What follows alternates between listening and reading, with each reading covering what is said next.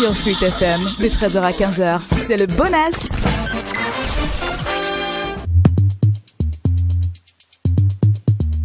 La chronique de la communication de crise dans le Bonaz Radio, comme chaque jeudi, on discute avec Elodie Mbida qui est à Paris. Et cette semaine, on a beaucoup entendu parler de l'affaire Sidiki Diabaté. En fait, Sidiki Diabaté, vous le connaissez, c'est la superstar malienne, le prince de la Kora, qui est maintenant accusé officiellement par son ex-compagne de violence sexuelle et séquestration. Et dans la foulée, il y a pas mal de désengagements qui ont été constatés autour de l'artiste, notamment de son label de production Universal Music Africa, qui hier soir, 23 septembre 2020, a publié un communiqué pour faire savoir à l'opinion publique que le label se désolidarise, rompt toute collaboration avec l'artiste dans l'attente, bien sûr, du jugement de la justice. Elodie, bonjour, bienvenue dans le Bonaz Radio, comment ça va? Bonjour Bonaz, je vais très bien et toi? Ouais, ça va plutôt bien à Douala aujourd'hui. Alors, quelle est la lecture que tu fais d'abord dans un premier temps de ce communiqué? Je constate qu'Universal Music a compris le danger que représente cette crise pour sa marque.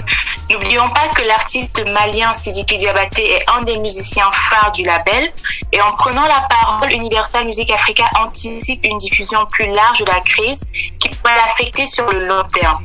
C'est pour cette raison que dans son communiqué de presse, le label basé en Côte d'Ivoire a tenu, je cite, à rappeler son engagement total dans la lutte contre toute forme de violence et en particulier contre celle faite aux femmes.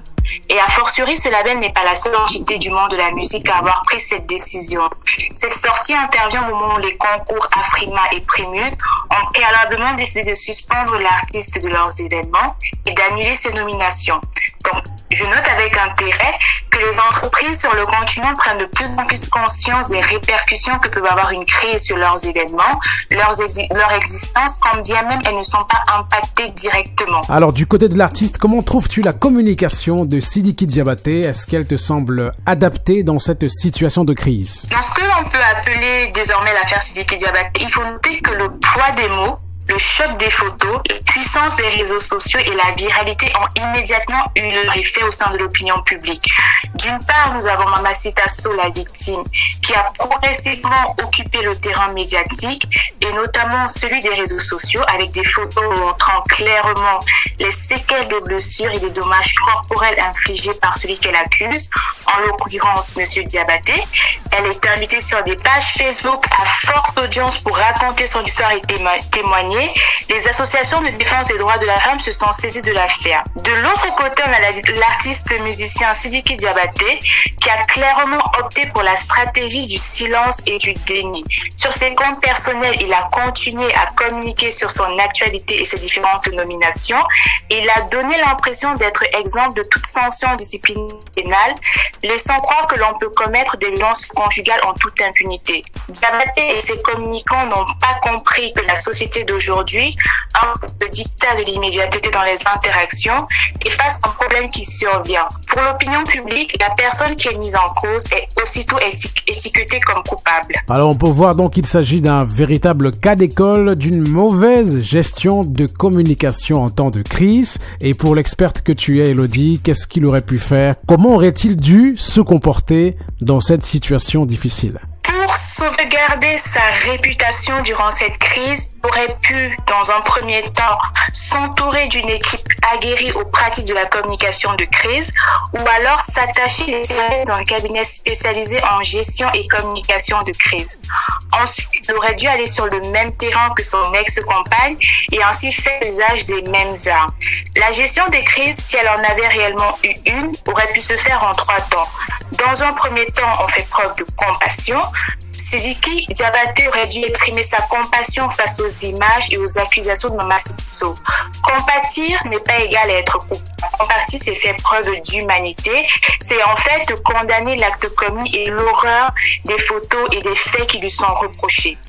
Parce que écouter la douleur de la victime permettra par la suite d'être entendu par l'opinion publique. Ensuite, faire preuve de transparence. clarifier sa relation qu'il unit avec la jeune dame, expliquer la situation, vu que tout l'accable dans ce cas, reconnaître qu'il a commis ses erreurs et travailler son côté humain. Troisièmement, l'action.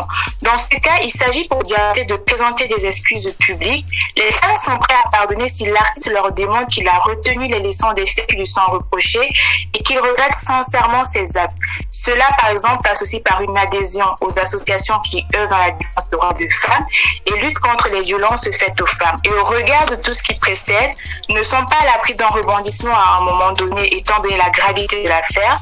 Ce qui est sûr, c'est que le musicien Sidiki Diabaté entre dans une phase de gestion des procès et communication de crise sous contrainte judiciaire puisqu'il a été mis en examen par la justice malienne. Et voilà, donc là, ça ne veut pas dire que ça aurait pu éviter qu'il soit interpellé ou alors poursuivi par la justice, mais au moins, côté communication, il aurait eu, disons, un peu plus d'honneur. Oui, ça ne veut pas dire qu'il ne sera pas poursuivi par la justice, mais là, on parle plus du capital sympathie auprès de ces femmes qui cherchent à avoir des réponses et auprès de l'opinion publique, parce que là, on est sur une affaire de mœurs et de morale, et il faut rappeler que pour une personnalité publique, les histoires de mœurs et de morale ont toujours des répercussions très négatives sur leur carrière. Et voilà, merci beaucoup Elodie de nous avoir répondu avec autant de promptitude et avec autant de clarté à toutes ces différentes questions. On te souhaite une très très belle après-midi à Paris. Merci, bon après-midi à vous aussi.